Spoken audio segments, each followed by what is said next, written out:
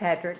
How are you today? I'm doing well. I saw your presentation about the TA job. The position and, here the that we position. have from time to time? Yeah, I saw that in the auditorium Okay. LHS. Do you want to know more about it? Yes, please. Okay. Being a TA is a responsibility, Okay. and we offer TA positions to students that teachers would be willing to allow to help them in class. Really? Or to actually work with students and maybe tutor them during lunch.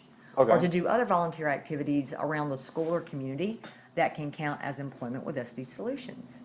An example, if I were going to hire you, of course you would come in like you did today and meet me. We would have an interview. I would need you to do an application, and you would send that to me, and I would forward it to our boss, Balaji Venkatasan. Then what would happen is he would look over that and let me know if he wanted to offer you a contract. Once you're offered a contract, they send really good information from Human Resources. It explains you work 40 hours a month, and when you do that, you work 20 hours the 1st through 15th, and then another 20 the 16th through the last day of the month. Okay, so 40 hours a month. Okay. Yeah, with Sounds 2 good. pay periods. Part-time job? Part-time, yeah, just 40 hours a month. No benefits since it's part-time. With that being said, that means you're going to have some responsibilities as a TA. The first thing is we have an online system that you actually log into to say how many hours you work today. Like if you worked an hour and a half, you put in 1.5. Convenient. That's really convenient because most of you love using computers anyway. The second thing, though, is we do give you a paper sheet that you fill out your activities, and you actually have your supervising teacher or another supervising adult sign off that you did the activity so we know you actually did the work. Oh, because you can't sign on the computer. Right, exactly. That way we have something in writing that we can keep and put on file. You would get paid on the 10th and 25th of the month. Again, remember, if you decide you wanted to volunteer extra, we are only going to pay you to work 40 hours a month. If you are being kind, that's nice, but you're employed. Okay.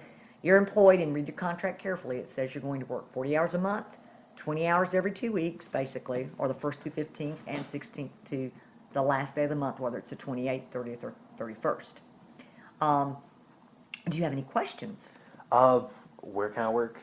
All right, typically it's going to be a person that's already got a TA period at school, so that's an hour and a half a day. Oh, so like Yeah, I get a teacher. Yeah, I'm a yeah. TA with them.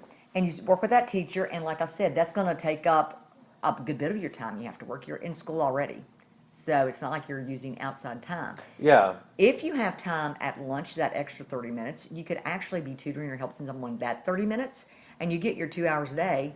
So at the end of the time period, you've gotten them all during the school day while you were at school. Yeah. That's a good thing. That way, you guys that are involved in sports or different kinds of things like academic team, you aren't taking academic classes because most of our TAs are taking academic courses.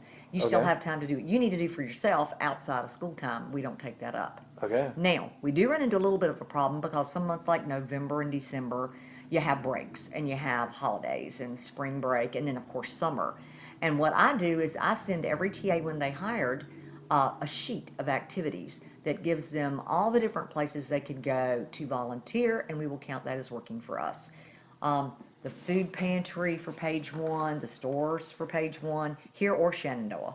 Helping at the dog pound, helping with one of the races around here, like the triathlon or some of these bike races. We've had students go to 4-H camp, and they're a part of Page County going to 4-H camp, so we still count that because you're representing a county.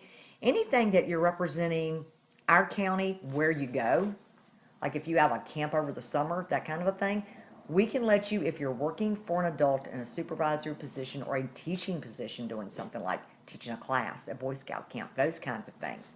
They definitely are being a teacher assistant if you're actually Okay. teaching.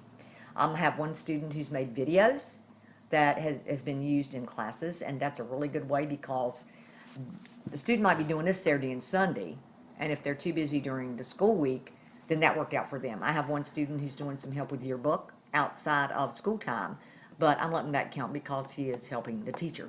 Okay. So there are a lot This is- of opportunities. This is an awesome, seems like very, Pretty versatile. Versatile. If someone reaches out to me and says, "Can I count this as an activity?" I'll ask them, "Well, what are you going to be doing?" And when they tell me if it meets the criteria Yeah, of that's awesome. something positive for the county okay. and helping someone, then most likely I can count it. Well, this has got me very interested in this position thank you so much for talking to me about it. Well, sure, and if you know any other students that want to know more about it, Yeah. by all means, tell them to contact me, and I'll be glad to explain more about being an employee at SD Solutions. All right. Thank you. Thank you. Have a good day. You too.